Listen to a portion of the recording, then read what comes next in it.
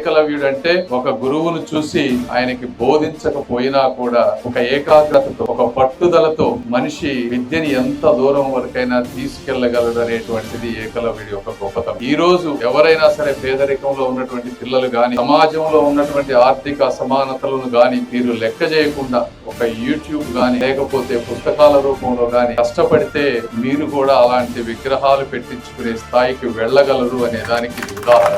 రెండోది మరి లాయల్టీ, ఒక కృతజ్ఞత. పాపం ఆయన ఆ రోజుల్లో చేకూర్చిచ్చారు, ఈ రోజుల్లో అలాంటి పరిస్థితి లేదు. అయినప్పటికీ కూడా అది చాలా ఇంపార్టెంట్. ఇన్ని వేల సంవత్సరాల తర్వాత కూడా మనం మాట్లాడుతా ఉన్నామంటే బొటనవేలు గురించి, అంటే ఒక వ్యక్తికి ఉండవలసిన లక్షణాలు ఎంత ఇంపార్టెంట్, ఒక మనిషి సహాయం చేస్తే కృతజ్ఞత అనేది ఎంత ఇంపార్టెంట్ అనే దానికి వేల సంవత్సరాల క్రితం జరిగిన ఈ రోజు మాట్లాడుతున్నాం.